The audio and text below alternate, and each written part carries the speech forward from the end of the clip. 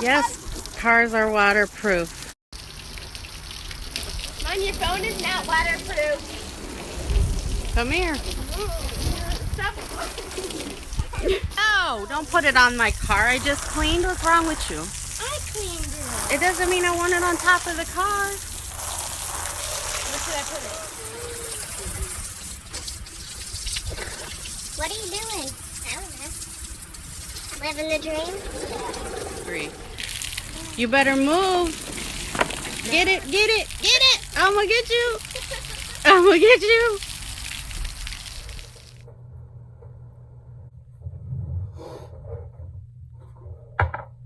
Okay. Oh, I'm already recording.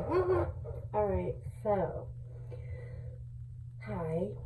My name's Robin. First order of business, because if I don't address it, I'm going to think about it the whole time. So this is a story time, my first video really. So I was going to wait until all of my procedures were done before I started doing videos or story times or whatever. But I've been encouraged to start anyway. So recently, in the last couple of years, I had some health problems and I had to go on some medication. And that medication not only made me gain 60 pounds, but it also made my teeth start cracking and breaking off into tiny little pieces and just completely falling out of my mouth and popping like popcorn. So that was devastating, and I've kind of been in hiding for like 2+ years since that started happening. Kind of sucks when like you've been sober for 5 years, completely living like the most boring life possible, and that's when you like look your worst, right? So anyway, I'm in the middle of getting some dental work done and getting full dentures at 40. So that's where we're at with that. And I have been highly encouraged not to wait and to just be honest and open about it, which I was going to be anyway, but like with teeth in my mouth, be honest and open about it. So I have been highly encouraged to just start because it's taking a really long time. It's super expensive and whatever. So we're gonna do a story time. I kind of started this channel just kind of like for myself as like a therapeutic type thing, and I was gonna do like crazy stories and stuff that I've been through, maybe try and help people. Like I said, been sober for almost 5 years, and yeah, so there's that. But I've struggled along the way, and I've had kind of an insane life story. Like, since I was born, never met my biological parents. I was adopted when I was a baby. That's kind of a weird, interesting situation. I had teen parents. I don't know anything about my real parents, other than that they were teenagers, and lived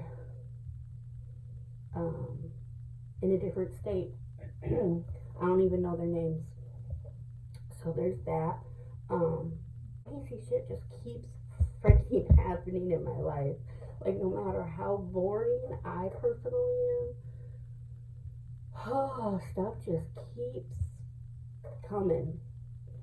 So we're starting today, hopefully, if I get the courage to upload this.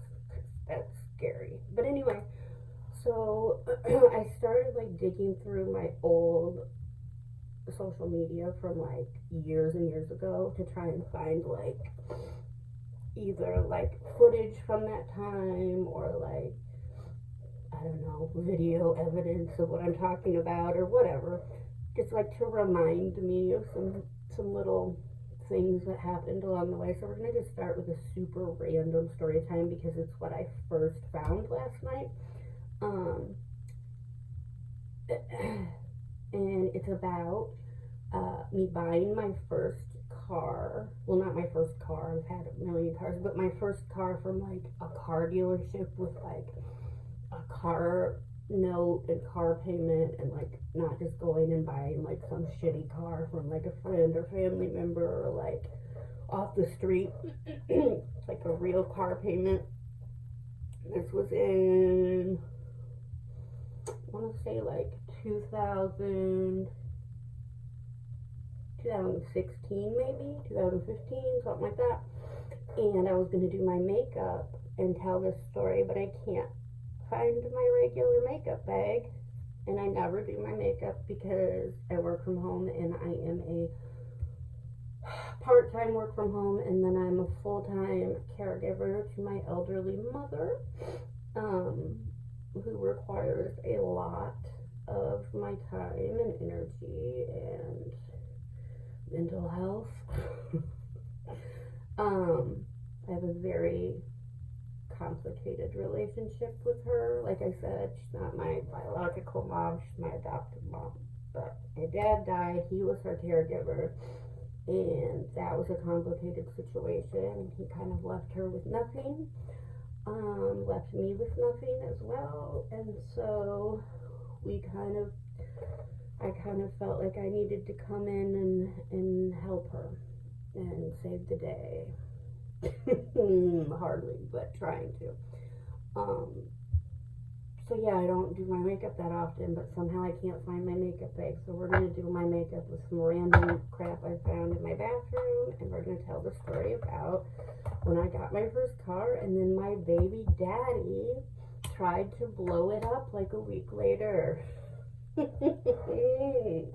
Alright, so I have 2 biological kids and 1 stepson who I love dearly. And some pretty crazy situations with the fathers of my kids. So anyway, I was, let's see, it was like 2016, 2015, somewhere in there. And I'm buying my first like nice car. It was a Honda. It was like an 08 Honda, 09 Honda, something like that. It wasn't even nice. I don't even have a spoolie, or not a spoolie, a sponge. Oh well, whatever. At the time, I worked in insurance, and I worked for a large insurance company, but like probably one of the top 3 insurance companies in the nation. I worked there for like 10 years, and I worked with, it was kind of like a family business. Anyway, so we had some connections with some like car dealerships, and so we go to this car dealership, and I'm like, I don't have the best credit. It's not awful, but it's not great, and I don't even know if I would be approved for a car loan. I've never tried, but I've had really crappy cars for like my entire life, for like the last 12 years. I have 2 little kids at the time, plus a little stepson, and I babysat a lot.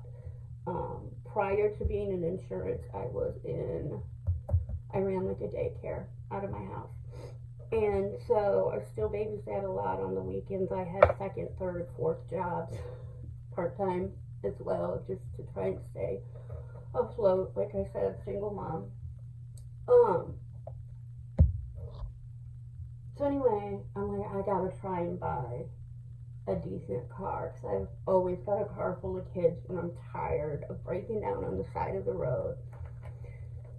And yada yada yada. I end up getting approved for a car loan, which ended up being a nightmare of a car loan, but that's neither here nor there. The Honda Pilot, and I don't have my glasses on. I can't even see what I'm doing, so if I look like crazy, I apologize. I get the Honda Pilot, and I'm so excited, like so excited. And my kid's dad at the time was living in a motel like 10-15 minutes from where we lived, and because where he lived wasn't like a great area, and it was a hotel full of sex offenders basically. He is not one at all. He's a lot of things, he's not that. He's just like an alcoholic and abusive and not great. So if he wanted to see the kids at that time, I would go pick him up, because he never has a car. I would go pick him up, bring him to our house, let him see the kids, and then bring him home. I go to pick him up like a week later. Okay, I've had my car literally not even a whole week. And I don't know if it's the fact he saw that I had a new car that pissed him off or what. But he was, and the other thing at that time, well, and always, it was, you can't be wasted and come see the kids, because I'm not going to pick you up drunk to come see our children. It's just not going to happen.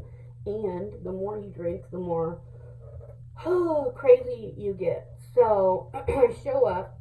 He's supposed to be sober and just come see the kids. And I pick him up.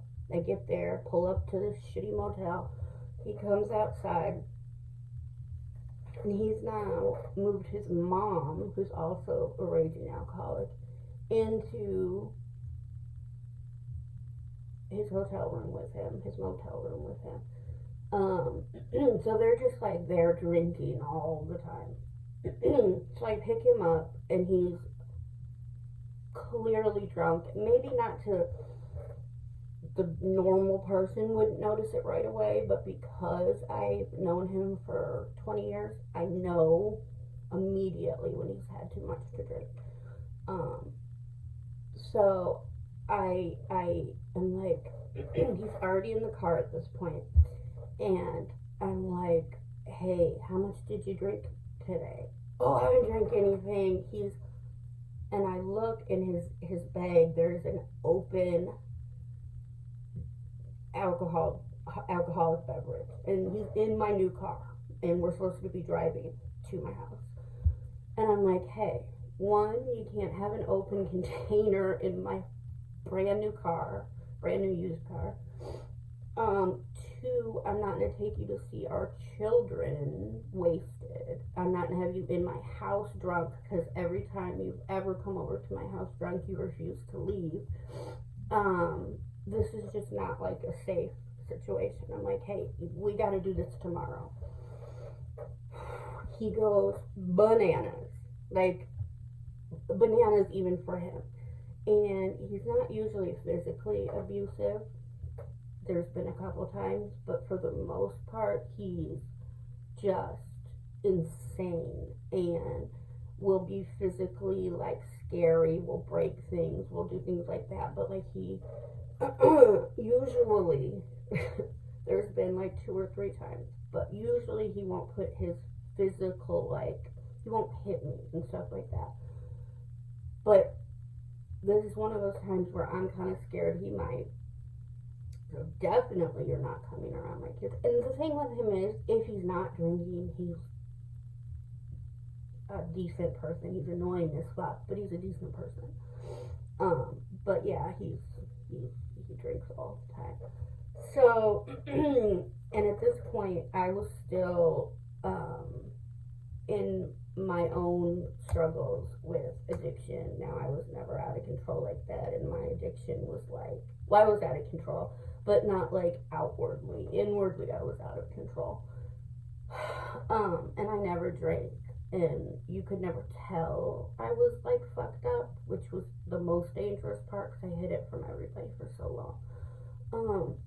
But basically, I didn't have any boundaries set up that were good enough, and I was an insane people pleaser. Like, I grew up with a narcissistic adoptive mother, a father who abused prescription drugs to deal with her, and then turned me onto it as a child. So at this time, I'm not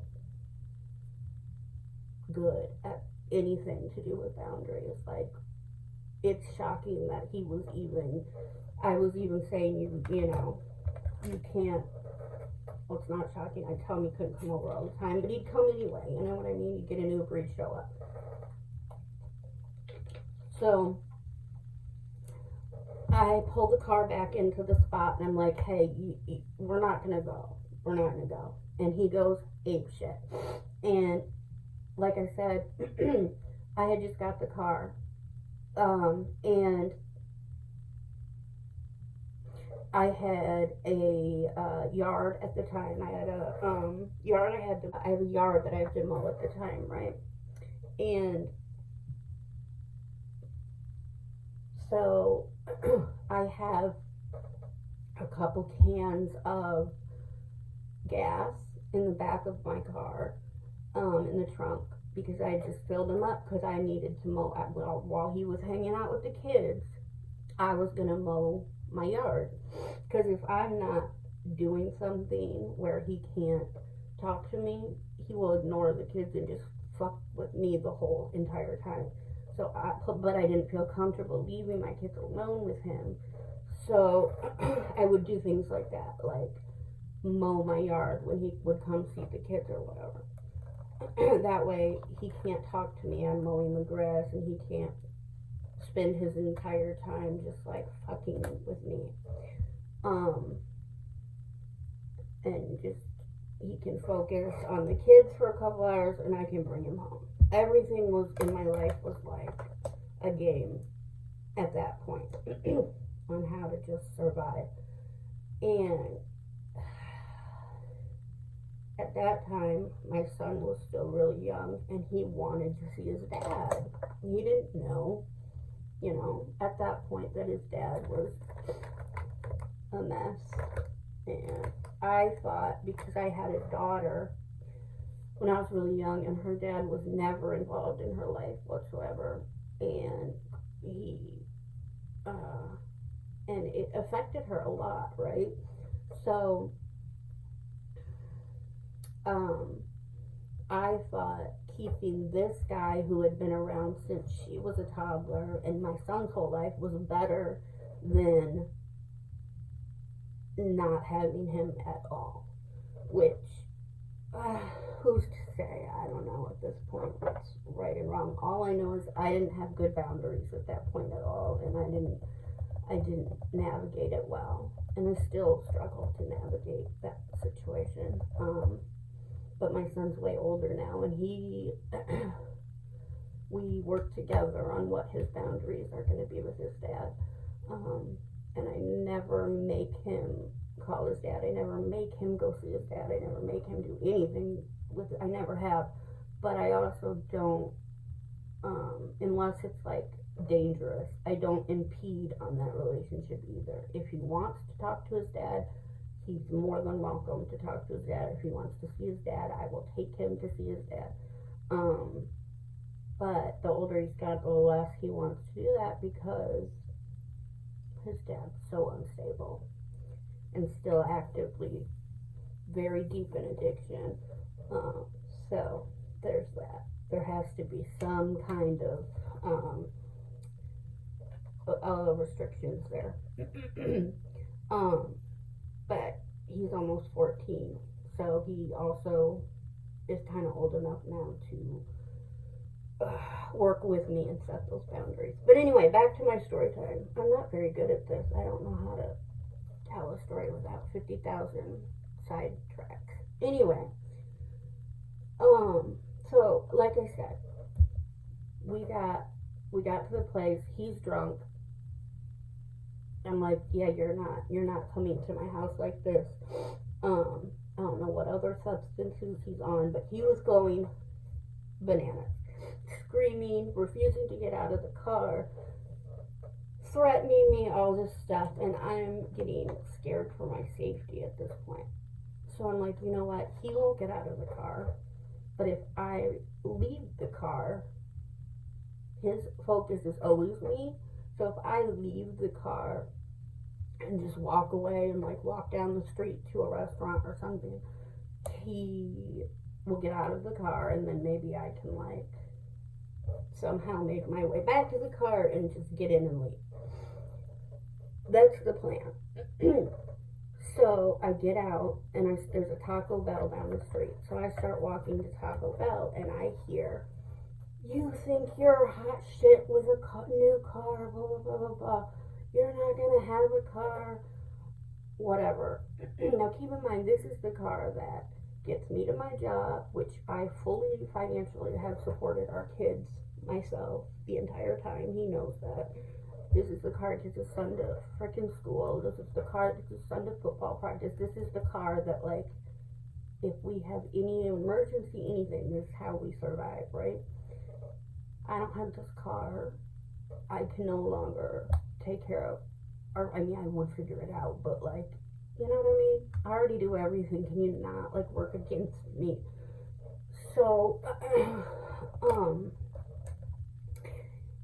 anyway, he's like, fuck this car, fuck you, whatever, all the things, fuck all the things.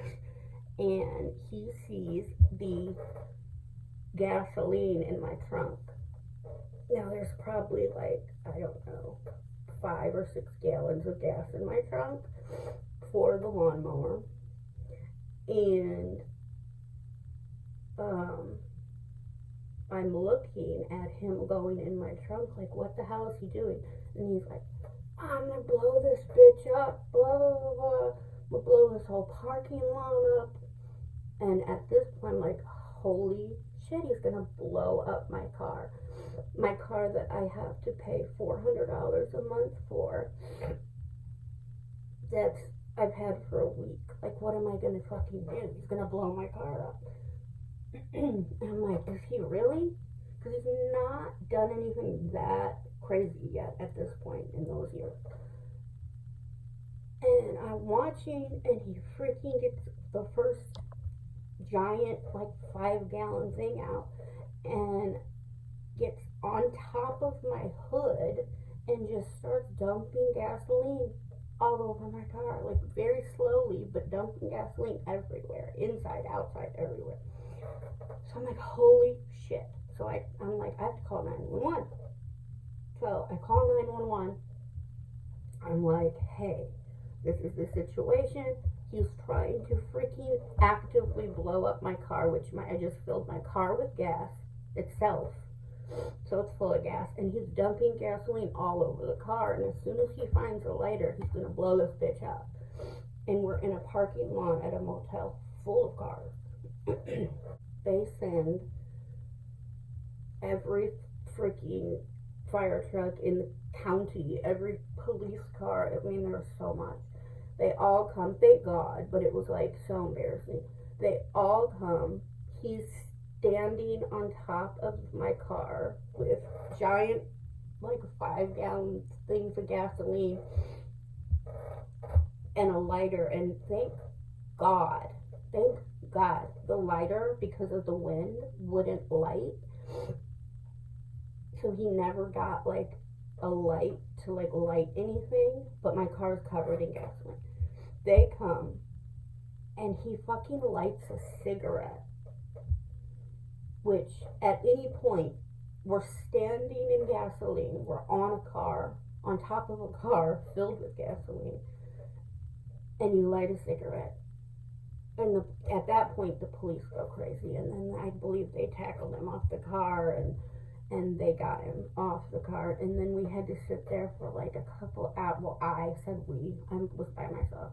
I had to sit there for a couple hours. Oh, and his mom, because 100,000 police just randomly came out. The entire motel comes outside. All these, sex workers, all these creeps, because it was like the motel where you get released from jail and you go, because it's the cheapest extended stay motel in town. All these people are outside watching. It's the highlight of their day. Then his mom comes out, who is wasted, and I'm a devil, and I'm a bitch, and I'm all the things. It's all my fault. She's screaming, how could you get him arrested? How could you do this? It's all your fault. Oh my God. As if I had any other choice. And they arrest him. And what I didn't know at the time was he had slashed my tires, or like, well, not slashed them, but like got them enough so that air was slowly leaking out of them. And, I sit there while they spray my car with all these different things to try and get all the gasoline off of it so it's safe to drive. And he goes away to jail, and they tell him, you may not call her, you may not contact her, there's a no contact order immediately, like, you need to stay away from her and your kids and everything. So he goes to jail. Who's the first person he calls? His first call. Me. Now at this point, I have been let go from released, like your car's hopefully safe to drive. It still smelled awful. It smelled awful for like months. But they're like, you can drive home or whatever. And if it still is bad tomorrow, come to the police, or not the police station, the fire station, and we will do another hose down.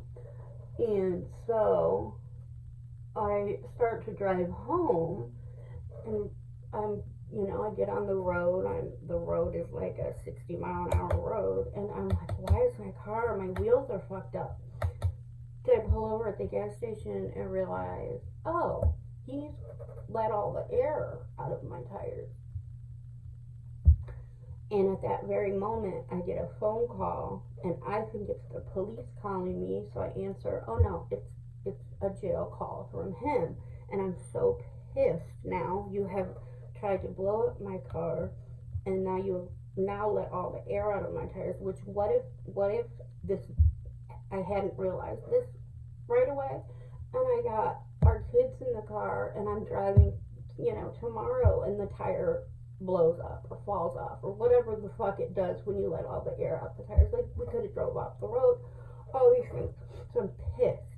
So I answer the phone, and I'm like, what the fuck is wrong with you? You're not supposed to be calling me, first of all, and you let all the air out of my tires too. You tried to blow up my car, all this stuff. And he's like, yeah, I did, whatever. I don't even remember what he said, but he admitted to all of it on the recorded jail call, where he's not supposed to be calling me. So now that's another charge of like harassment, and then you have now admitted to everything on the phone. So he's cooked as far as charges wise, because he was trying to deny everything, even though when they pulled up, he was actively trying to blow up the car. Anyway,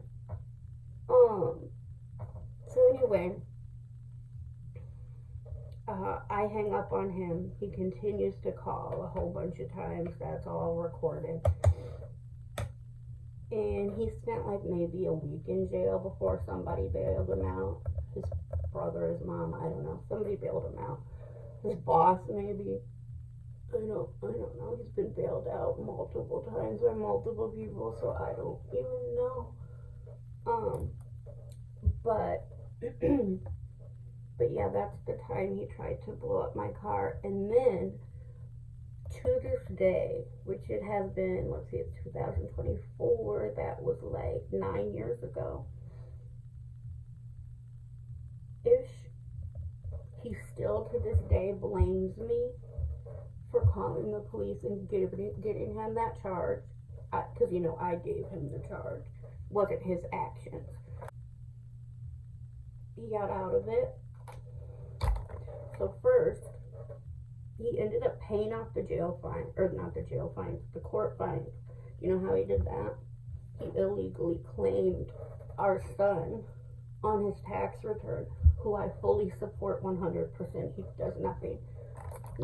Like this year alone, I think he has paid $41 in child support. Like he doesn't do anything. And nothing outside of that. So,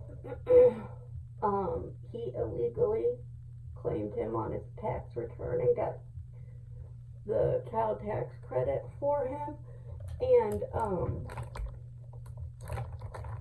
that's how he paid off his court fines. And obviously I was fucking pissed, and I reported and everything, but nothing ever fucking happens. I report stuff constantly, nothing comes of it. He's done that 3 or 4 times now, where he has claimed not only our son together, but my other kids that aren't his, that's not his. And he's done that. Oh my God, trying to do my makeup with like this random, I don't even know whose makeup. Some of this is my daughter's, I'm sure. But like, this is rough. It's rough. I might as well have not done my makeup.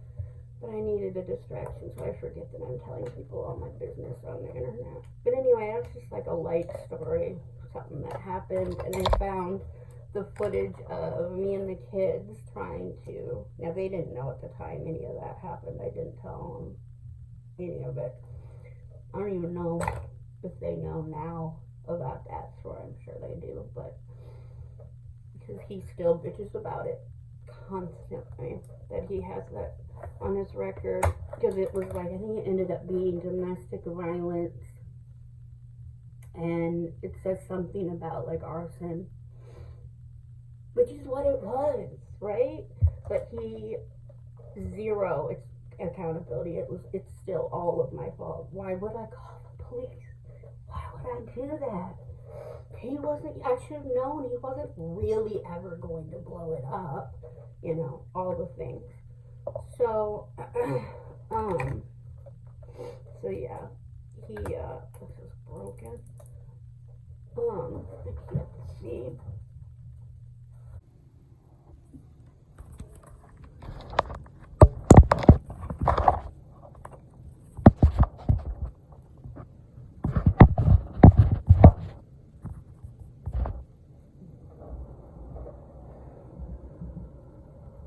Oh, it's recording. Okay. I tried to do a little something with the dollar store makeup we have up here, but it's really kind of rough. So I'm gonna give up on the makeup. But oh geez, what's the problem? Gotta fix that eyeliner. Anyway, so the end of the story, or the sentencing, or whatever that I left out, or I didn't explain very well, was the only real jail time he did was the week or so that he spent in jail. Might have been 10 days before he was bonded out by, I think it was his boss that bonded him out, wanted him back at work. He always has a job. It's always a different job because he gets fired all the time, but he always has a job, but somehow has no desire to help his child in any capacity, financially or otherwise.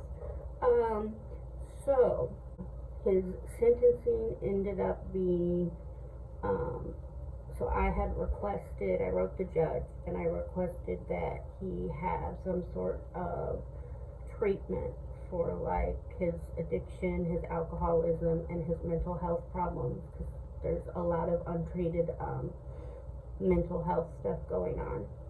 And so his sentence ended up being like 100 or 150, I don't remember, hours community service, a few $1,000s in court fines, or fines for whatever, like the fire department and all those people having to come clean my car off. And then and then he had to do therapy. He had to do like an anger management class, stuff like that. I think he had to do it for a year. And do you know how I got there? I drove him every week. I'm embarrassed of my own behavior in those days, but I thought maybe if he got therapy, he would get better. And fast forward 10 years, he's worse than ever. But they had put him on some medication at the time, and I thought things were getting better. Not that we would ever get back together, ever, but that maybe we would be able to co-parent in a normal way, or even just have any normalcy in the situation. But it didn't last long, and as soon as it was no longer court ordered, he dropped everything and quit the meds and all the things. And now he drinks more than ever, among other things. And like I said, I'm very sober. I don't even really drink caffeine. Like, I'm the most boring human being ever. And I never drank alcohol. It was never my jam. But we'll get into that in another video. But do you know how he dealt with all his punishment was? So, like I said, he got out of the paying off most of the court fines by illegally claiming children of mine and that I support, and using the tax money to pay his fines. And then after that, the community service, which he was supposed to do, I believe it was picking up trash on the side of the highway, I think he did like 3 hours out of the 100 and whatever. And then, do you know what he did? He got blackout drunk. He was now staying with some girl in an apartment on the 3rd floor. Like, it was like, in our city in Michigan, we have a ton of really old houses, and they're like 3-4 stories tall and huge, and people buy them and divide them up into like duplexes, triplexes, whatever. And so she was on the 3rd floor of a really old house, and there were stairs that went down out the back door to the driveway and yard, and like a little, maybe like 5 foot by 5 foot square little patio area. And he was wasted drunk, and he went out there with one of her dogs, or 2 of her dogs, or whatever, and tripped over the dog and went over the railing of the stairs or whatever, the patio thing, went over the railing and fell all the way to the ground 3 stories below. And by the grace of God only, his chest up hit the grass, but his like waist down hit the concrete. Now, if it would have been the other way or any other arrangement, he would have died. But he didn't. And he got rushed into surgery and all the things, and he shattered the bones in his feet and everything. And he told everyone involved that it was the dogs. He was taking the dogs out for her, and they, knocked him off the thing or whatever, and nobody questioned it. And nobody thought, oh, he must have been wasted. He was blackout drunk. I had talked to him that night, just like an hour prior to the incident, and he was wasted. He was wasted on the phone when I talked to him, and I was like, you know what, go to bed. Goodbye. Not. So, with the broken feet, he got out of having to do any community service. So the only thing he had to do was come in to probation office once a week or once a month and do a P test, which meant he just had to do like 24 hours without alcohol before that, and he would be okay, which he wasn't really okay, but he was able to do that, and then he would immediately drink afterwards, and that was it. That was his whole punishment for that. And to this day, 10 years later, I owe him everything in life because he had to go through that really traumatic experience, and it's all my fault. And anytime he's caught, claiming my kids or somehow stealing money, like the COVID money for the kids he stole, stuff like that, guess what he comes back with? You owe me for having to do that and having that on my record and da-da-da-da-da. The mental gymnastics that narcissistic men will go through, or women too, because Lord knows there's a lot of narcissistic women that people will go through to make you the bad guy and make you the reason for all their problems. And it's not just you, it's everybody else. It's never them, right? Everybody else is against them. It's never them. There's no accountability. Like in that situation with him and with my situation with my kid's dad, I fully blame myself. I fully take accountability that I had no idea how to pick a partner because of how I was raised and the fact that I hadn't done the work that I needed to do on myself, and I wasn't in a healthy place, right? And what is the person who's raised by a narcissist and the person who's raised in a way where they are a people pleaser and they have no tools other than to take a pill. Take a pill for everything. You don't feel good, you're not happy, take a pill. That's how I was raised from like 5-6 years old. So, in my early adulthood, in my, 19, 20, 21, 22, 23, in those years, I was a moron. And I picked terrible partners. And had no idea what I was doing. No idea. I remember when I got with, when we became like in a relationship or whatever in the beginning.